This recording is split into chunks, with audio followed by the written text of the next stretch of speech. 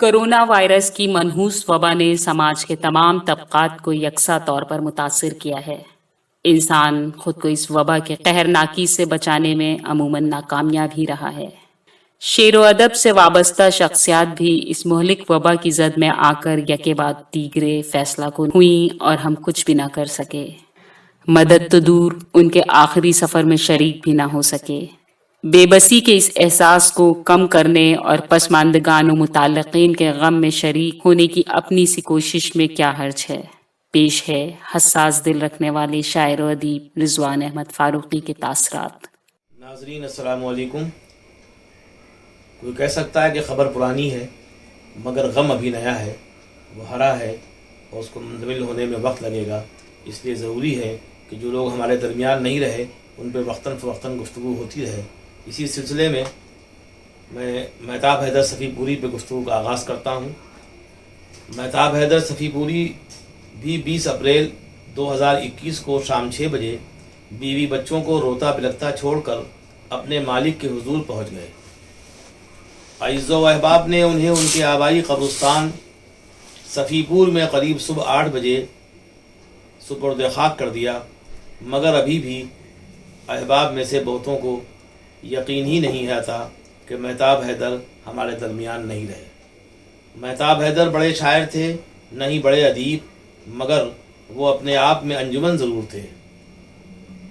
محفل میں نہ صرف ان کے وجود کا احساس ہوتا بلکہ قہقہوں کی فضا قائم ہو جاتی اور چند لمحوں کے لیے سبھی اپنے اپنے غموں کو بھلا کر خوشگپیوں میں مصروف ہو جاتے ہیں۔ بزرگوں کے خاندان صفی پور سے ان کا تعلق تھا۔ والد ذی علم ہونے کے ساتھ مجاہد آزادی تھے۔ خاندان کے بیشتر افراد خوشحال ہیں۔ مہتاب حیدر پر بھی خوشحالی اور فارغ البالی کے اثرات نمایاں تھے۔ راغب الحروف نے کبھی انہیں مایوس و محروم نہیں پایا۔ چند مشاعروں میں ان کے ہمراہ سفر بھی ہوا۔ شاہ منظور عالم صاحب کی خانقاہ میں اولاً مجھے بشیر فاروقی صاحب کانپور لے گئے۔ ہر 3 ماہ پر مشاعرے میں جانا ہوتا تھا۔ صدارت کے فرائض حضرت بشیر فاروقی انجام دیتے۔ فالج کے شدید حملے نے بشیر بھائی کو گھر کے ایک کمرے تک محدود کر دیا تو وہ 3 سال اسی عالم میں رہے۔ اس درمیان میرا مہتاب حیدر کا ساتھ رہا۔ چند گھنٹوں کا یہ سفر مہتاب حیدر کی موجودگی سے گلزار بنا رہتا۔ وہ بزرگان دین سے بڑی عقیدت و محبت رکھتے تھے۔ راجن اور نسلن خانقاہی تھے۔ راستے بھر بزرگان دین سے وابستہ قصے اس انداز سے سناتے کہ سفر کا احساس ہی نہ ہوتا، اور جہاں جاتے وہاں بھی ان کے عقیدت مند اور مداح نکل آتے۔ شاہ منظور عالم صاحب کی خانقاہ میں بھی دبے قدم داخل ہوئے اور دیکھتے دیکھتے چھا گئے۔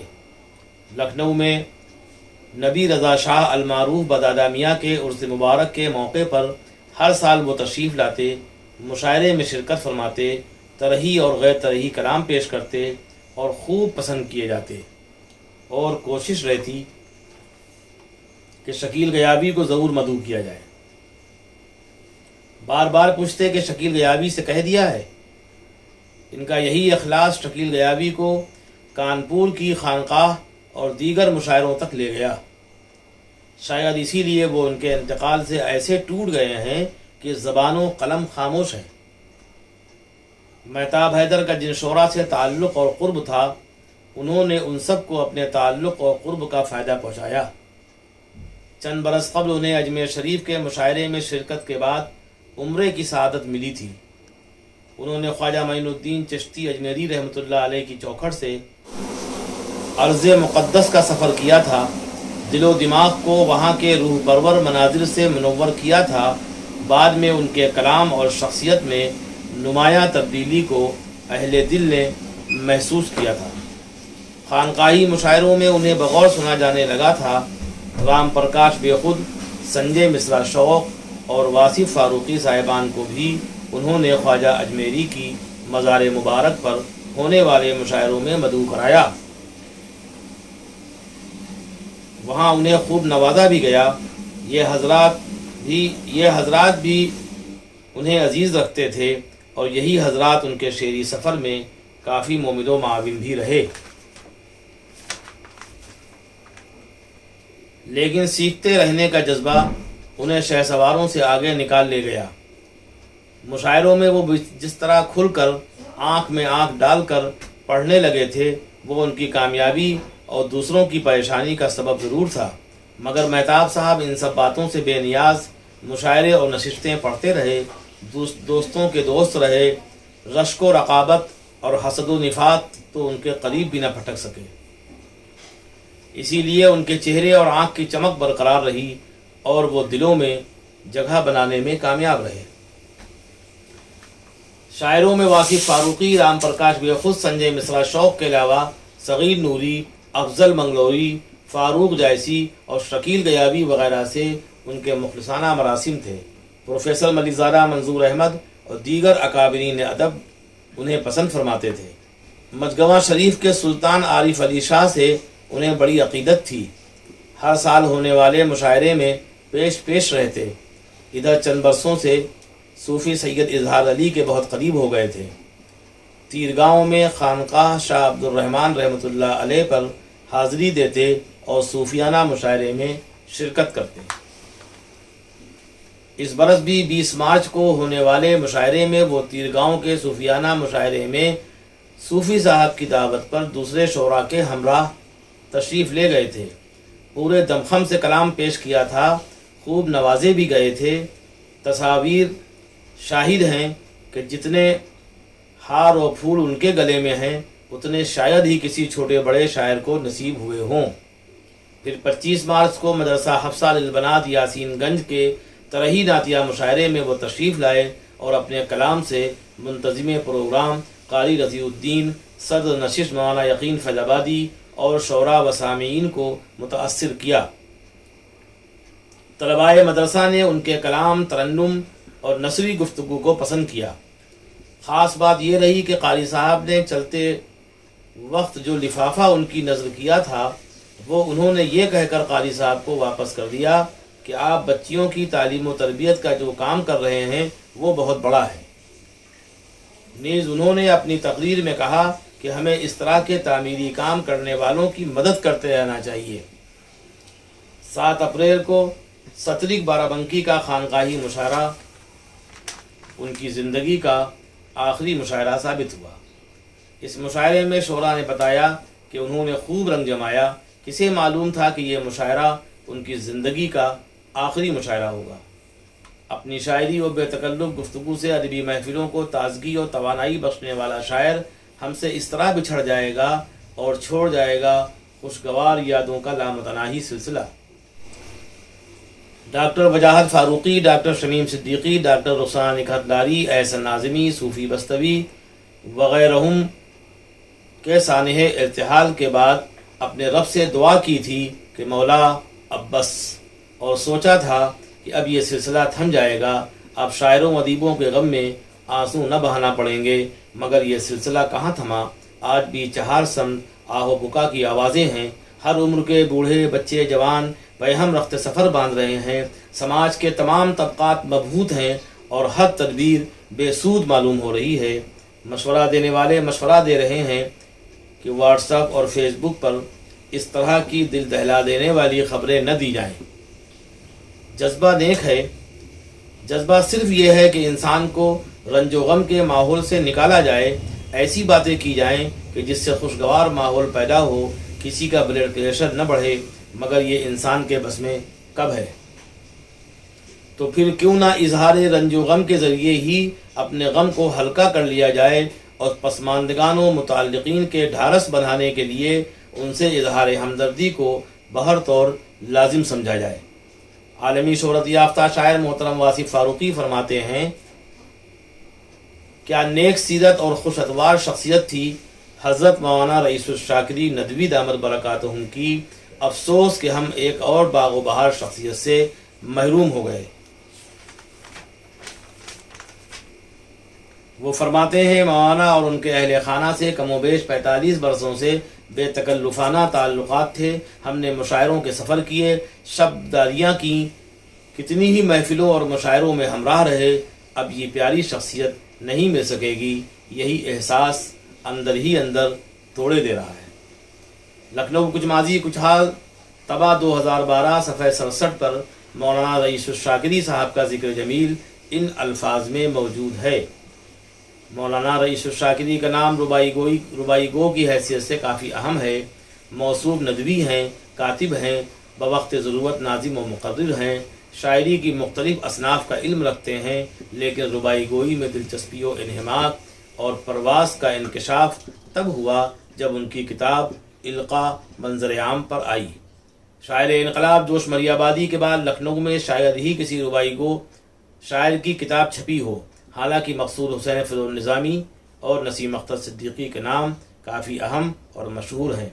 बहैसियत रुबाई गो फ़िज़ुल निज़ामी की काफ़ी धमक थी, मगर उनकी रुबाइयात शाये न हो सकीं, इसलिए उनके अदबी ख़त का तयन भी आसान नहीं है।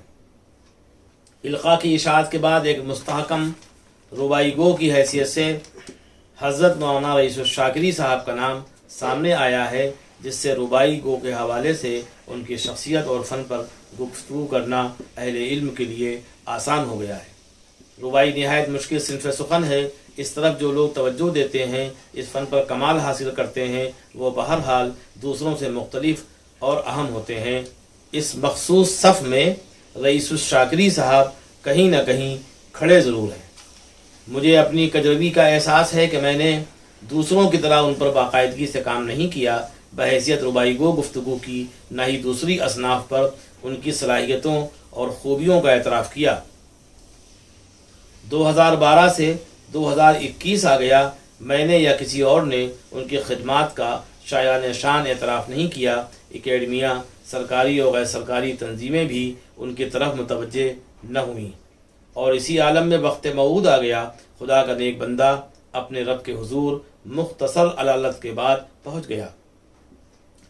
3 मई की शब फ़नकार की आखिरी शब साबित हुई। देर रात खबर आम हो सकी और दिन में करीब 11 बजे उन्हें उनके आबाई कब्रिस्तान रुदौली में सुपुर्द खाक कर दिया गया।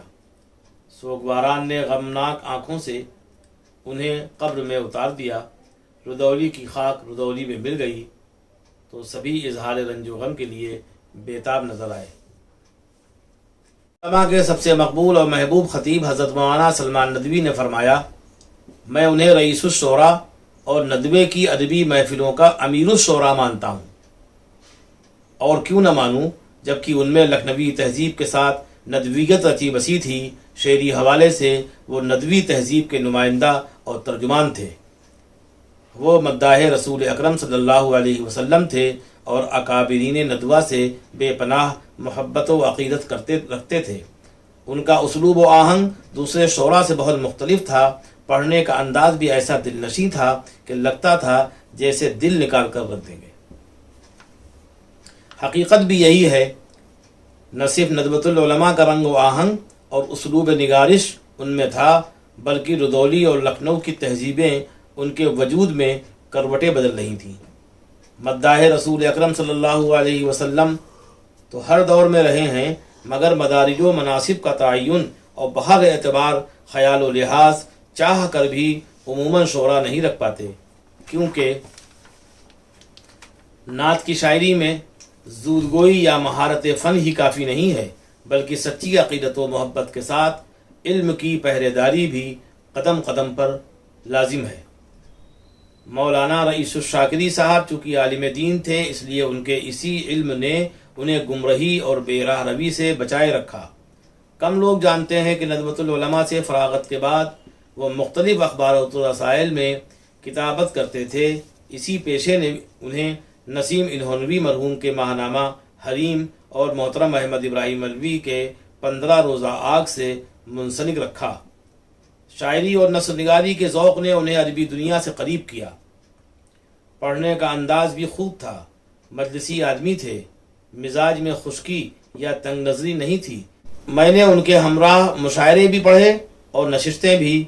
दिलचस्प गुफ्तगू करते, सफ़र की तवालत का एहसास ही न होता। मैंने टीला शाह पीर मोहम्मद पर भी उन्हें पढ़ते हुए सुना और अमीनुद्दौला पार्क के नातिया मुशायरे में भी और ज़िक्र खैरुल बशर चौक मंडी में भी। वो फ़राइज़ निज़ामत भी अंजाम देते और कम वक्त में अच्छी गुफ्तगू फरमाते, यानी जहाँ जैसी ज़रूरत होती वहाँ वो वैसी सलाहियत का मुज़ाहरा करते।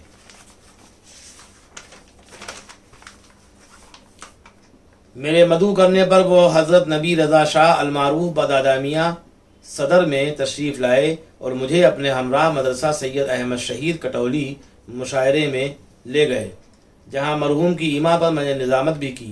نہ جانے کتنے واقعات ہیں جن کا ذکر طوالت کا باعث ہوگا، جو قطعاً مقصود نہیں ہے۔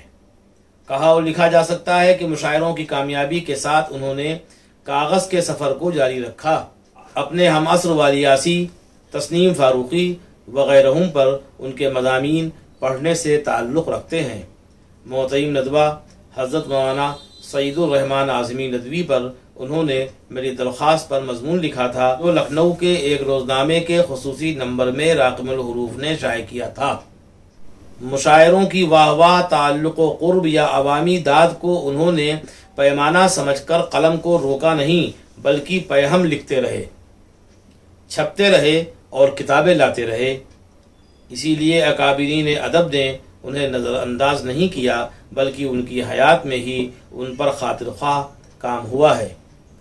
القاء اور کوثر کو میں نے پڑھا ہے، ہرا، پایاب اور دیگر کتب تک میری رسائی نہ ہو سکی ہے۔ امید ہے یہی کتابیں ان کے فکر و فن کے تعین کے لیے معاون ہوں گی، جن کی روشنی میں ان پر اور ان کی شاعری پر گفتگو کا سلسلہ چلتا رہے گا انشاءاللہ۔ ہمارے دور کا المیہ یہ ہے کہ ہم نے خود کو مختلف چھوٹے بڑے دائروں میں مقید کر رکھا ہے۔ ہم فکر و نظر کی وسعت کی بات تو کرتے ہیں، مگر حقیقتاً ایسا نہیں ہے۔ نشستوں کے شاعر مشاعروں کے شاعروں کے فنی عیوب گنا کر خوش ہو لیتے ہیں، مشاعروں کے شاعر نشستوں کے شعراء کو حقیر و کمتر تصور کرتے ہیں۔ ناقدین عموماً تعلق اور قرب کی بنیاد پر قلم کو جنبش دیتے ہیں، بصورت دیگر پیمانہ لفافہ ہے۔ ایسے میں عموماً ایماندارانہ گفتگو نہیں ہو پاتی اور فنکار کے فن پر بڑی گرد نہیں ہٹ پاتی۔ محمد ادریس عنبر بہرائچی کے ساتھ بھی ایسا ہی ہوا۔ انہوں نے ترنم کی نعمت کو کافی نہ سمجھا، نہ ہی عوامی مشاعروں کے اسٹیج سے ملنے والی واہ واہ اور شہرت کو۔ وہ پیہم سفر کرتے رہے، مطالعے اور مشاہدے سے جو تجربات ہاتھ لگے انہیں سپرد قلم و قرطاس کرتے رہے۔ بڑے دائرے بنانے کے لیے چھوٹے دائروں کو مٹاتے رہے۔ شاید ان کی اسی روش نے انہیں بنیاد سے دور کر دیا، اور تمام تر کاوشوں اور کوششوں کے باوجود وہ ویسی شہرت و مقبولیت یا حد لذیذی نہ حاصل کر سکے جیسی کہ ان سے کم اہلیت رکھنے والے حاصل کرنے میں کامیاب رہے۔ 2012 میں لکھنؤ کچھ ماضی کچھ حال نامی کتاب کے صفحے 85 پر ان کا ذکر ان الفاظ میں ہے: عنبر بہرائچی لکھنؤ میں طویل عرصے سے مقیم ہیں، اچھے شاعر و اچھے انسان ہیں۔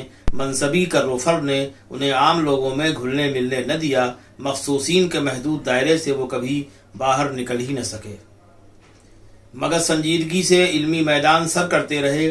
قلم کی رفتار میں بتدریج اضافہ ہوتا گیا۔ مقام ذکر ہے کہ عنبر بہرائچی نے عام روش سے الگ ہٹ کر اچھوتے موضوعات پر قلم اٹھایا، دوسری زبانوں میں دلچسپی لی، انہیں جانا سمجھا اور ان کے ادب پر سنجیدگی و انہماک سے تحقیقی کام کیا۔ نیز ان کی شاعری بھی بہت مختلف ہے۔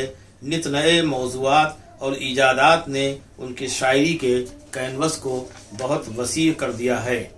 نمونتاً ایک شعر حاضر ہے: کانچ کی چھت پر دہکتی دھوپ تھی بکھری ہوئی، کانچ کی چھت پر دہکتی دھوپ تھی بکھری ہوئی، تھی بہت فرصت مگر ہم چین سے سوئے کہاں۔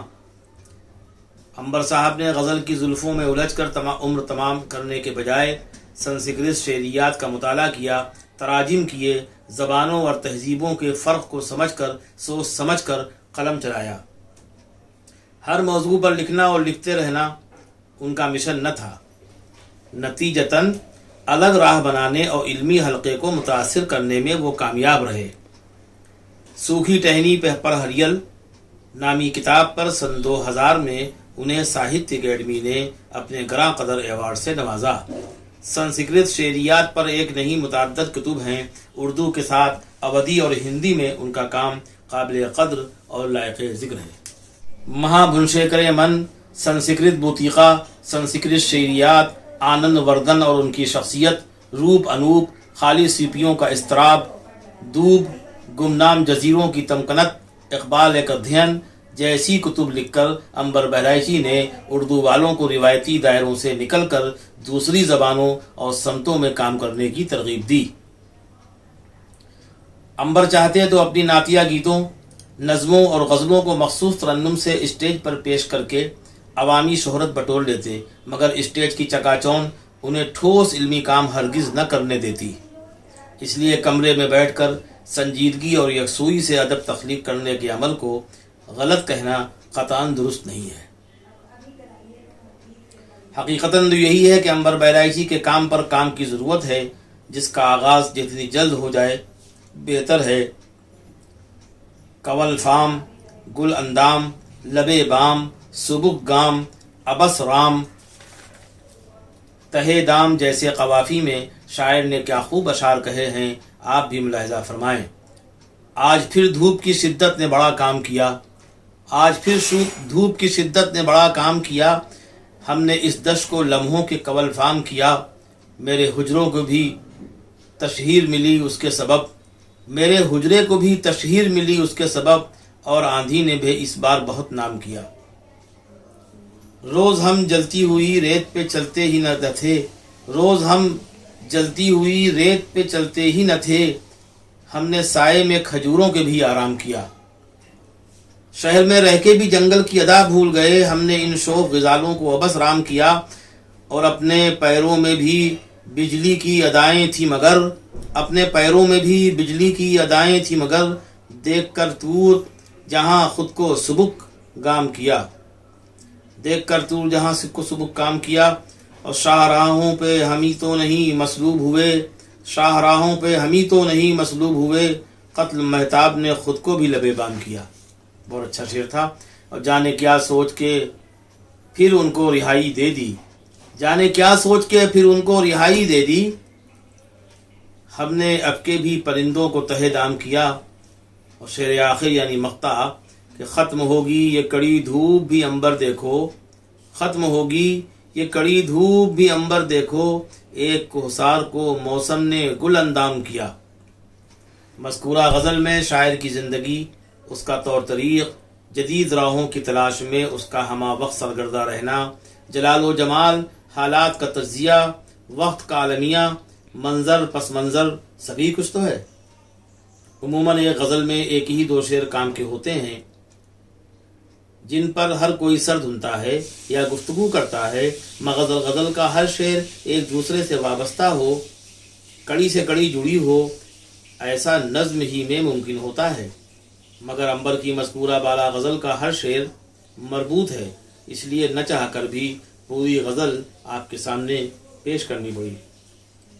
عنبر نے جس سنجیدگی، متانت اور وقار سے ادبی کام کیے، اسی سنجیدگی، متانت اور وقار سے اب ان پر ادبی تحقیقی کام کی ضرورت ہے۔ علماء صلحاء اور صوفیاء کرام کا مولد و مسکن بہرائچ سے نہ صرف ان کے آبا کا تعلق تھا، بلکہ اسی بہرائچ کے مشہور نعت گو جمیل احمد جمیل کے یہاں 1949 کو محمد ادریس خان نے روشنی کی پہلی کرن دیکھی، اور 7 مئی 2021 کو بڑی خاموشی سے فانی دنیا سے سارے رشتے ہمیشہ کے لیے ختم کر لیے۔ ادھر چند برسوں سے وہ مختلف امراض میں مبتلا تھے اور خود کو سمیٹ لیا تھا، مگر حقیقت تو یہی ہے کہ انہوں نے اپنے حصے کا کام مکمل کر لیا تھا۔ اہل علم ان کی قدر کرتے تھے۔ ایک کامیاب انسان کو زندگی میں اور چاہیے بھی کیا؟ حقیقت تو یہی ہے کہ جانے والے چلے گئے، مگر ان کی یادوں کے چراغوں سے نہاں خانہ دل روشن رہیں گے۔ شعری و ادبی محافل میں ان حضرات کا ذکر جمیل عزت و احترام سے ہوتا رہے گا، اس کی امید مجھے ضرور ہے۔ معید رہبر کے دعائیہ قطعے پر بات تمام۔ رب کونین یہ منظر نہیں دیکھے جاتے، رب کونین یہ منظر نہیں دیکھے جاتے، غم میں ڈوبے ہوئے اب گھر نہیں دیکھے جاتے، اپنی رحمت سے تو خوش رنگ نظارے کر دے، اپنی رحمت سے تو خوش رنگ نظارے کر دے، پہلے جیسے وہی حالات ہمارے کر دے۔